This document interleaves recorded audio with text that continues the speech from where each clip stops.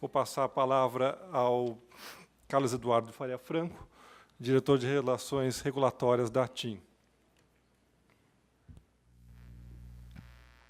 Bem, boa tarde a todos, companheiros de mesa. Queria agradecer a Febratel a oportunidade de estar aqui nessa tarde, compartilhando um pouco da visão da TIM em relação ao tema proposto, colocando de antemão que algumas das provocações que eu vou fazer, o doutor Floriano já fez, então, conselheiro Zerboni, a autoria dele. Tá? Então, de qualquer maneira, vamos lá, vou tentar ser o mais breve possível, para que a gente possa realmente ouvir um pouco do doutor Zerboni. Então, eu abro a minha apresentação trazendo um pouco aqui, nada de filosofia, né? A gente está falando de questões já de apontamentos já consolidados dentro da nossa nova realidade em função da evolução do acesso à informação numa visão da sociedade. Então, hoje nós vivemos a sociedade da informação, vindo, né, da sociedade da transformação, onde nós temos acesso quase restrito ao conteúdo, nunca antes imaginado, permitido através, né, por meio de um avanço tecnológico independente, autônomo, né, que caracteriza o poder do conhecimento. E, nesse caso, eu trago um pouco da minha experiência pessoal. Eu tenho uma enteada de 11 anos, que é impressionante a quantidade, o estímulo que o colégio dela dá em termos de busca de informação na era digital. Hoje, a gente tem condições de tomar decisões de forma totalmente interativa, em tempo real e à distância, a quantidade de aplicativos e de conexões que tornam isso possível.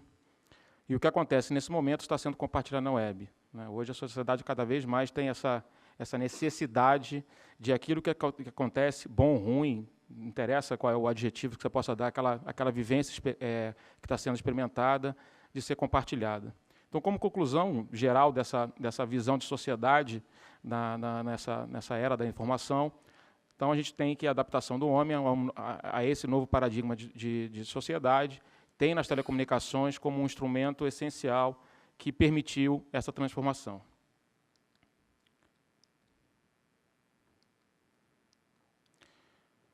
Trazendo um pouco mais, agora já encaixando um pouco mais na nossa realidade regulatória do serviço de telecomunicações, eu trago um pouco da nossa visão em relação a como é que a Anatel se inseriu nesse contexto da evolução do acesso à informação.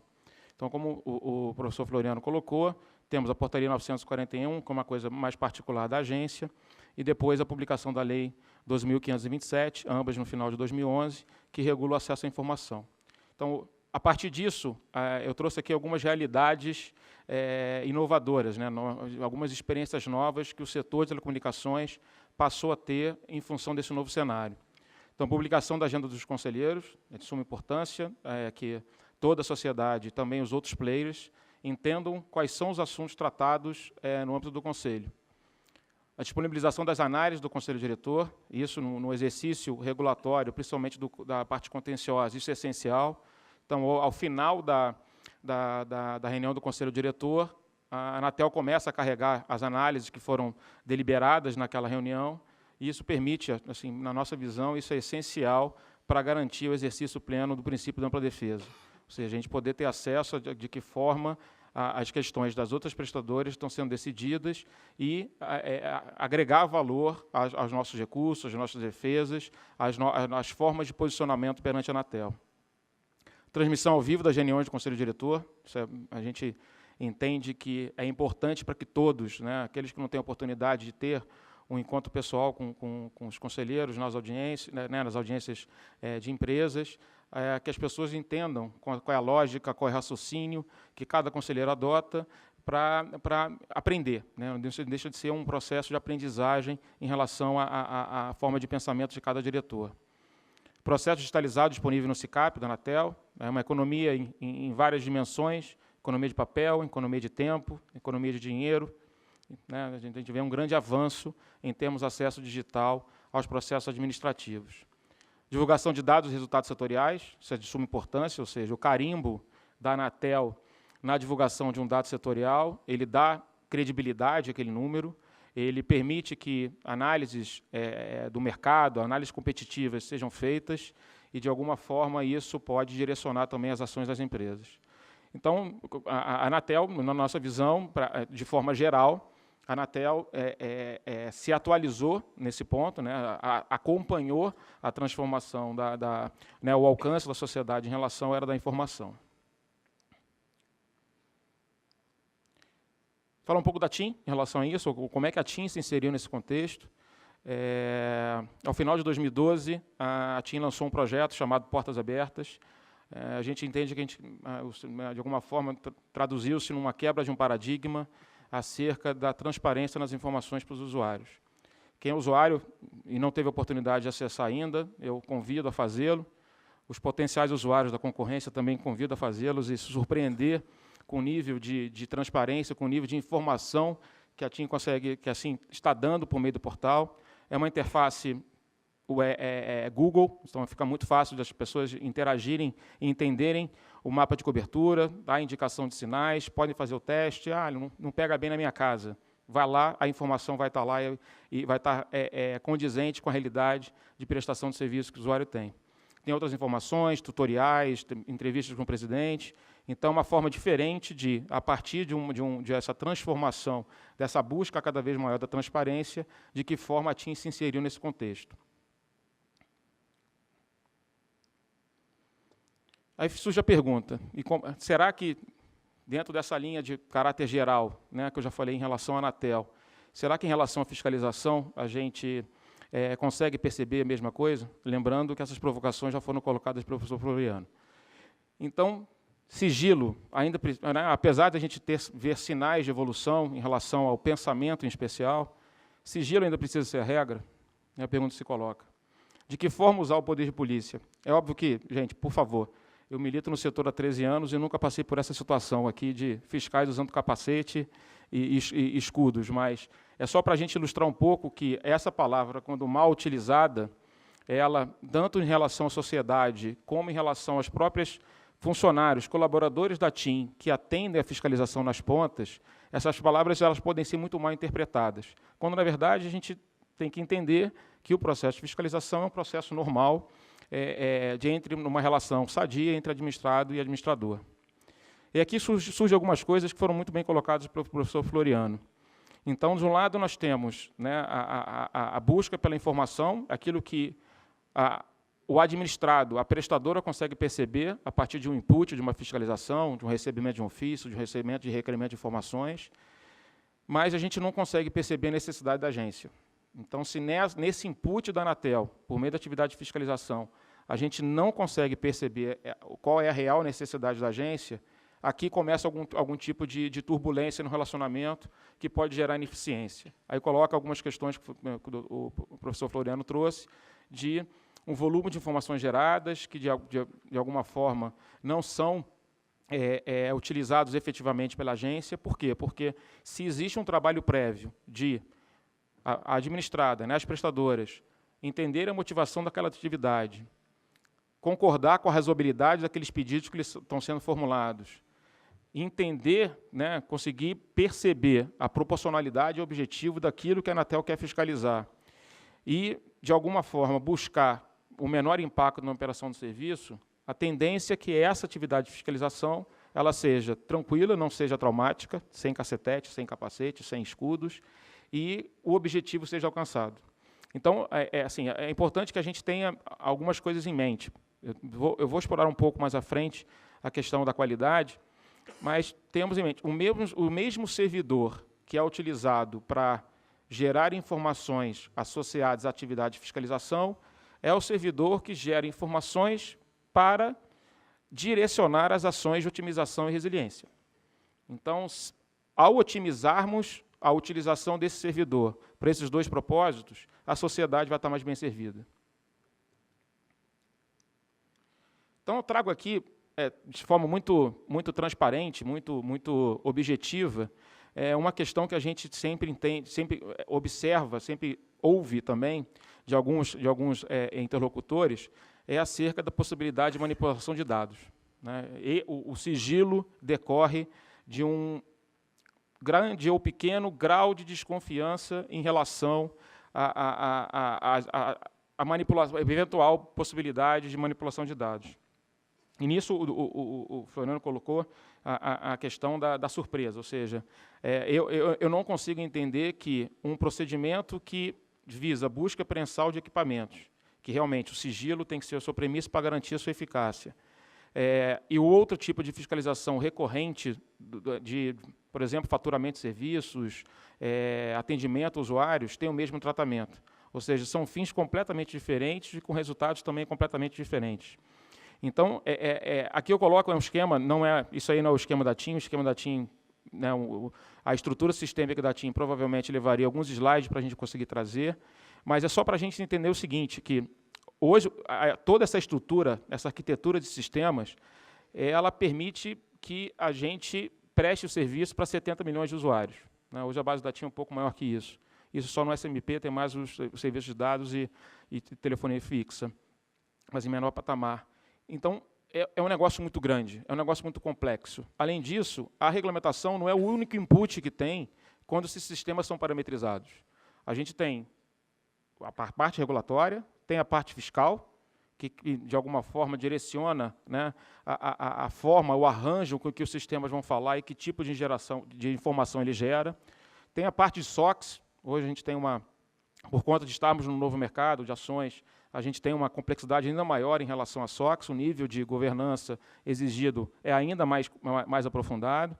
Toda a questão de ISO, tá, em sistemas de rede, tudo são certificados pelo ISO, certificados de excelência. Tem a questão do ISE também, né, o índice de sustentabilidade do Bovespa. Então, só para dizer o seguinte, se por conta de uma prevenção de uma atividade regulatória, eu mexesse com essa complexidade sistêmica para evitar conclusões ruins da fiscalização da Anatel, a chance de eu fazer tudo errado em relação aos outros itens de compliance é grande. Então, é um castelo de cartas que não existe. Considerando o tamanho das operações hoje, essa possibilidade de manipulação de dados para evitar que registros ruins que gerem a possibilidade de uma atividade sancionatória, isso para a gente é algo que tem que ser superado. É um pensamento anterior à fase da transparência que precisa de alguma forma ser superado. Eu vou trazer aqui um pouco talvez a TIM não seja um melhor exemplo para falarmos de problemas de fiscalização. Tá? Eu trago aqui um pouco de informação. A gente tem em torno de 250 atividades de fiscalizações por ano. Pegando os dias úteis, é como se a Anatel tivesse todo dia nas dependências da TIM exercendo algum tipo de fiscalização. Nos últimos 2 anos, o último OPADO de óbice aberto contra a TIM foi no ano de 2011. Tá? E nos últimos 5 anos, esse é o único OPADO de óbice aberto contra a TIM. E aqui, nesse caso, a provocação é minha, conselheiro, não é do Floriano, um pouco de reflexão acerca do seu objeto. Tá? Foi uma situação específica em dezembro de 2010, onde, pelo que eu me lembro, cerca de 20 a 22 escritórios regionais solicitaram chip da TIM habilitado, pré-pago, com determinado número de créditos, para fazer uma fiscalização, que a gente não sabe qual foi, e solicitando também um aparelho celular desbloqueado e com uma determinada funcionalidade. Tá? E, no caso do Rio de Janeiro, esse aparelho com essa funcionalidade que a fiscalização exigiu, ele não estava disponível no Rio de Janeiro. Tivemos que fazer um exercício logístico, trazer do norte do país, onde tinha, e o fato que o prazo de 2 dias, que foi solicitado, que foi indicado pela Anatel no requerimento, ele não foi cumprido. A gente apresentou um pedido de dilação de prazo de 10 dias, o terminal foi entregue no 9º dia. Então, aqui fica um pouco da questão da razoabilidade. A primeira pergunta que fica na nossa visão, esse aparelho ele foi entregue não com uma atividade de fiscalização, porque nós não conseguimos perceber como administrada fornecimento de aparelho, que é um terminal de assinante. Um aparelho desbloqueado, ou seja, se tivesse um pouco de uma realidade muito antiga de CDMA, que o aparelho estava vinculado à rede efetivamente, hoje isso não existe mais. Então, é o primeiro ponto que merece reflexão. Será que, considerando o objeto em si, poder-se-ia caracterizar óbice a partir do momento que nós entendemos que estávamos fazendo aquilo por mera liberalidade? A Anatel tem condições de, por meio de todas as suas seus processos internos de compra, fazer a compra de aparelhos e, com isso, exercer a sua atividade fiscalizatória de forma plena. E outro fato é que a fiscalização, uma vez entregue o terminal, ela foi feita sem nenhum tipo de embaraço. Pelo que me lembro, inclusive gerou um PADO por algumas questões que foram fiscalizadas, mas, infelizmente, esse PADO continua aberto, a gente não conseguiu convencer ainda o escritório regional, no sentido de que a TIM não é merecedora de nenhum tipo de imputação por uma questão de óbice à fiscalização. Então, de qualquer maneira, fica uma perspectiva positiva. A gente está falando de um evento ocorrido em 2010, antes digamos, de uma evolução, que eu vou explorar um pouco mais à frente, em relação aos novos pontos, às novas questões trazidas em termos de estrutura regulatória pela Anatel. Então, fica a mensagem de que a gente prefere encarar isso como um caso isolado. Infelizmente, aconteceu com a questão de óbice, mas a gente tem uma perspectiva positiva de que isso realmente agora faz parte do passado. E aqui eu trago um pouco dentro daquilo que já foi colocado até agora, exemplos de sucesso, ou seja, onde é que a gente consegue perceber uma interação com a agência, onde todas as premissas positivas foram, de alguma forma, acertadas, né, para que o resultado da fiscalização fosse alcançado. Então, todos sabem que as empresas, as grandes empresas, todas as prestadoras móveis estão no percurso do plano de melhoria de qualidade da SMP, e antes de começar o acompanhamento, a Anatel fez um trabalho de aprendizado, ou seja, ela visitou todas as empresas, entendeu a dinâmica de estrutura e arquitetura das redes, tirou dúvidas, conseguiu ter confiança naquilo que ela efetivamente queria, tá? Parametrizou isso, criou templates de acordo com a realidade de cada rede, de cada prestadora, e hoje isso acontece basicamente quase online, quase automático. Então, por mês, a gente gera 1,2 terabytes de informações para a Anatel, e entre o dia 5 e o dia 15 de cada mês, essas informações são enviadas para a Anatel de maneira totalmente tranquila, sem nenhum tipo de embaraço. Isso permitiu, por exemplo, que na outra semana, a Anatel divulgasse o ranking, né, informações abertas por município, por prestadora, por indicadores de voz e dados, aberto por município. Então, foi essa maturidade na coleta de informações que permitiu que a Anatel tivesse segurança de transmitir para a sociedade dados extremamente detalhados da operação dos serviços de telecomunicações no Brasil. Poderia usar aqui outro exemplo, o processo de fiscalização associado ao cumprimento dos compromissos de abrangência é outro exemplo de maturidade, né? Então, ao longo dos anos, a Anatel aprimorou essa forma de entender como é que funciona, ou seja, como é que se caracteriza que um determinado município que não contava com SMP, né, isso eu estou falando de 2009 a 2010, e agora que tem que implementar a tecnologia 3G, só esse ano foram mais de 680 municípios, né, da obrigação associada ao edital 3G. Como é que funciona? Como é que se fiscaliza 684 municípios para saber se a tecnologia 3G foi ativada de forma tempestiva? Somente por um processo maduro. Então, a Anatel, eu acho, a Daniela, me corrija se estiver errado, ficou 2 semanas dentro da nossa casa, 4 semanas dentro da nossa casa, mas de forma totalmente tranquila, ou seja, o trabalho foi só basicamente tempo de máquina, no sentido de colher informação já conhecida, já parametrizada, então colhendo informação cidade a cidade e conseguiu chegar às suas conclusões.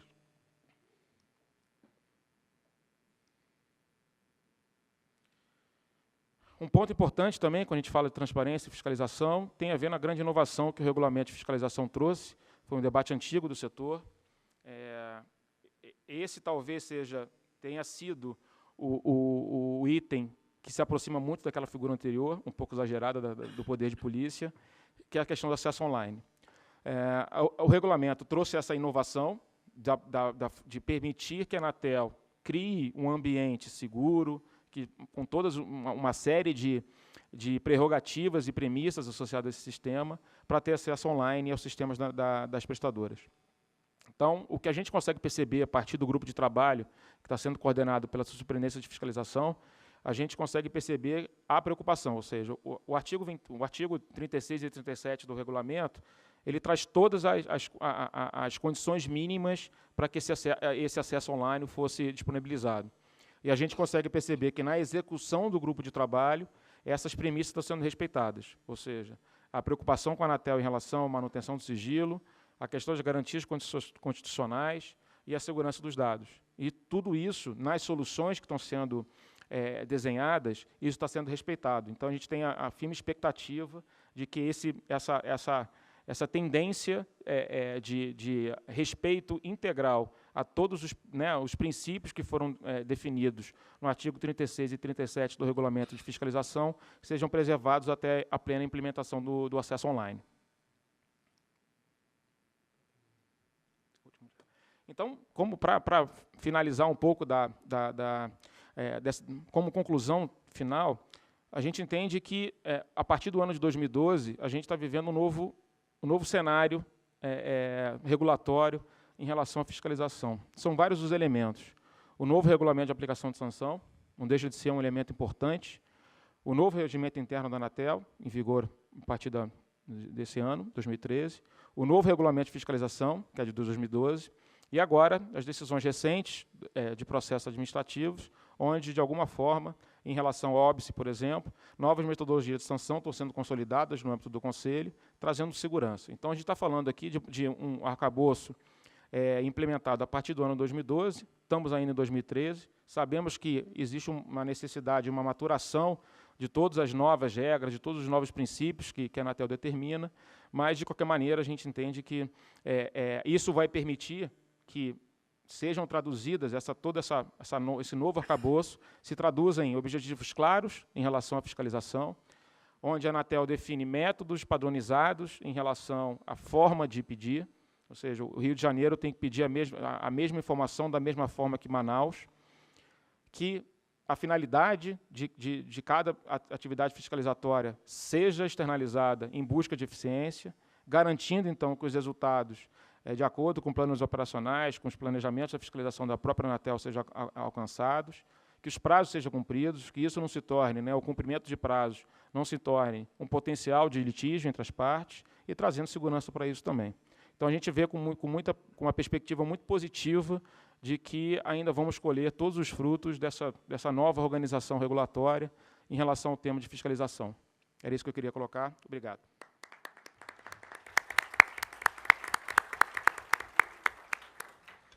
Muito obrigado, Carlos Eduardo. Antes de passar para o próximo, eu gostaria de lembrar que a gente deve ter um tempo final para perguntas, e essas perguntas podem ser feitas através de um pequeno formulário que vocês receberam no material e podem ser encaminhados aqui para a mesa.